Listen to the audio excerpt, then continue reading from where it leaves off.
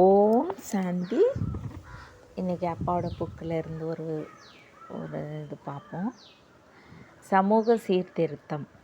அக்காலத்தில் சிந்தி சமூகத்தை சேர்ந்தவர்கள் பெண்களுக்கு ஒரு கட்டுப்பாட்டை ஏற்படுத்தி இருந்தனர்.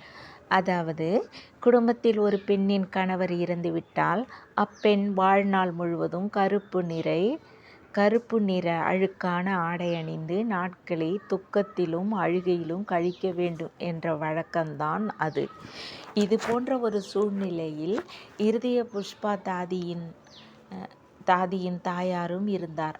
ஆனாலும் அவர் பாபாவையும் அவரிடமிருந்த அருள் ஞானத்தையும் பெற்றதால் இது நாள் வரை தான் சிக்கியிருந்த சமூக கட்டுப்பாடு என்னும் வலையினின்று தன்னை எளிதாக விலக்கி கொண்டார்.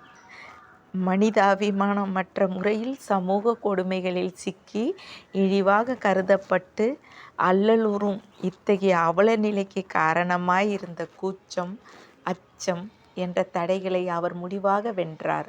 அழுக்கு ஆடைகளை அணிவதை தவிர்த்தார். மற்றவர்களைப் போலவே சுதந்திரமாகவும் உற்சாகமாகவும் வாழத் தொடங்கினார்.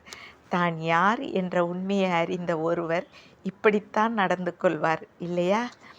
தேங்க்ஸ் பாபா. பாபாவை சந்தித்த பெண்மணிகள் பலர் இத்தகைய சீர்திருத்த வாழ்க்கையை மிக எளிதாக ஆரம்பித்தனர்.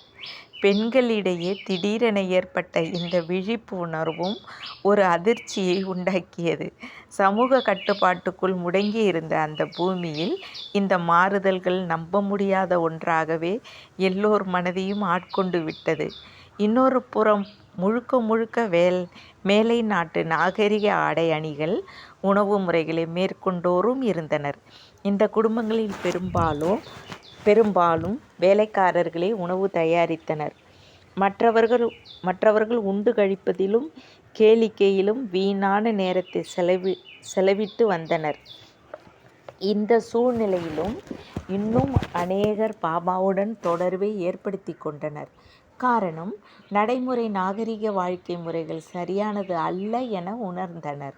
மேலும் கட்டுப்பாடற்ற வாழ்க்கை முறைகள் சுதந்திரமானது என்று சொல்ல முடியாது, மகிழ்ச்சியையும் தராது என நம்பினர்.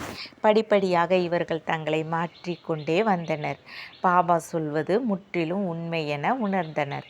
பொழுதை முன்பு போல வீணே கழிக்காமல் வேலைக்காரர்களுடன் சேர்ந்து எல்லா வேலைகளையும் செய்ய கற்றுக்கொண்டார்கள். பெண்களிடையே காணப்பட்ட இம்மாற்றம் சிந்தி மக்கள் இடையே பொதுவாக பாபாவின் ஓம் மண்டலிக்கு நன்மதிப்பை பெற்று தந்தது. குடும்பத்தில் அவ்வப்போது ஏற்பட்ட சிக்கல்களும் பாபாவின் உதவியின் மூலமாக எளிதாக தீர்க்கப்பட்டன. இவ்வாறாக ஓம் மண்டலி மக்களிடையே பிரசித்தமானது. அநேகர் தங்களுடைய பெண் குழந்தைகளை பாபாவின் சத் சங்கத்திற்கு சென்று வர அனுமதி அளித்தனர். இப்போ நம்ம ஓம் ராதை பற்றி பார்க்கலாம். நல்வாழ்க்கை அமைத்து கொள்ள ஆதாரமாக இருந்த ஞானத்தை ஏற்று அதன் வழி நடந்து வந்த அநேக பேரில் ஒரு ஆன்மீக செய்தியை இவர் இதயத்தில் ஏற்றார். யார்? ராதா. தன்னை கடவுளிடம் ஒப்படைத்து தன் எண்ணத்தை ஒருமுகமாக கடவுளுக்கே சமர்ப்பித்தார். இவ்விதமாக முழுமையாக தன்னை அர்ப்பணித்ததன் காரணமாக உலகிலேயே மிக சிறந்த பெண்மணியாக திகழ்ந்தார். அவர் பெயர் ராதை. அவரை ஓம் ராதை என்று அழைத்தனர். அவர் மற்றவர்களுக்கு ஒரு தேவியாகவே காணப்பட்டார். நீண்ட கூந்தலும் ஒளி வீசும் கண்களும் குணமும் நடை உடை பாவனையும் அவரை ஒரு சக்தியின் சொரூபமாகவே காட்டியது. அனைவரும் அவரிடம் மிகவும் பயபக்தியுடனும் மரியாதையுடனும் நடந்து கொண்டனர். ஆனால் அவர் மற்றவர்கள் மீது மிகுந்த அக்கறை உள்ளவராகவும் இரக்கமுள்ளவராகவும் இருந்தார்.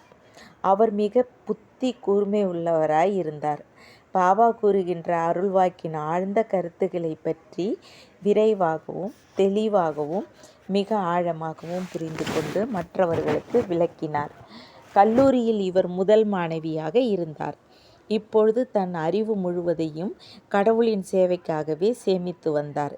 மிக குறுகிய காலத்திலேயே சமுதாய சீர்திருத்தத்திற்காக பாபாவின் வலது கரமானார். ஓம் ராதை இந்தியாவில் மிக இனிமையான பாடக்கூடியவர்களில் ஒருவராய் இருந்தார். அவரது குரல் மனதை இருக்கக்கூடிய தெய்வீகமான கணீரென ஒலித்தது. பாபா ஞானத்தை பற்றி பேச ஆரம்பித்த உடனேயே அவரது மனம் மகிழ்ச்சியால் நடனமாடத் தொடங்கியது. இந்த உத்வேகம் அவரது வாழ்க்கையில் இறுதி வரை குறையவே இல்லை.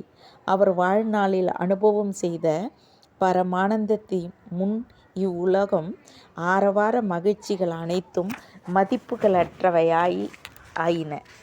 பாபா அளிக்கும் ஞானமே இவ்வுலகில் உள்ள எல்லாவற்றையும் விட விலைமதிக்க முடியாதது என அறிந்து கொண்டார்.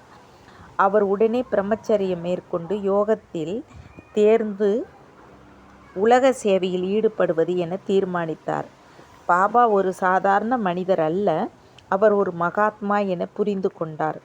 பாபாவினுடைய நெற்றி அதிப்பிரகாசமாக இருப்பதும் தாமரை கண்களில் தெய்வீக ஒளி வீசுவதும் அவர் ஓம் என உச்சரிக்கும் தொனியை கேட்பவர்கள் உடனே மெய் மறந்து ஞான திருஷ்டியில் ஒன்றி போவதும் அவரை பெரிய மகா ரிஷியாக பறைசாற்றியது. ஓம் ராதே சுதந்திர பறவையாக பாடினார். அவரது கீதம் மனதிற்கு மிகவும் இதமளிப்பதாக இருந்தது. அவர் முதலில் ஓம் மண்டலியில் சேர்ந்தபோது அவர் அனுபவித்து பாடிய சில வரிகள் கீழே கொடுக்கப்பட்டுள்ளன. ஓம் ராதே பாபாவை சந்திப்பதற்காக சத் சங்கத்திற்கு வருவதற்கு முன்னதாகவே அவர் வருவார் என்பது தெரிந்திருந்தது. ஒரு நாள் பாபாவின் மனைவியான யசோதா அவர்கள் ராதை மகாராணியாக காட்சியளிப்பதையும் அவருக்கு தான் ராஜ்ய பாகத்தை அளிப்பது போலவும் ஞான திருஷ்டியில் கண்டார். இதை பற்றிய விபரங்கள் முதலில் தெளிவாக இல்லாவிட்டாலும் ராதை சத் சங்கத்தில் வந்து அர்ப்பணமான பின் யசோதா கண்ட காட்சி உண்மை என்பதை உறுதியாக தெளிவுபடுத்திவிட்டது. வெகு சீக்கிரம் ராதை ஞானத்தின் அம்சமாகவே விளங்கினார். ஞான பொக்கிஷம் முழுமையாக பெற்றவரானார். ஆதலால் அவரது பெயர் ஜெகதம்பா சரஸ்வதி என வழங்கலாயிற்று. உண்மையில் அவர் கலைவாணியாகவும் உலக மாதாவுமாகவே திகழ்ந்தார். அவரது அறிவும் ஆற்றலும் நாடகத்தில் அவர் ஆற்ற வேண்டிய பங்கை மிஞ்சுவதாக இருந்தது. ஓம் சாந்தி. தேங்க்ஸ் பாபா.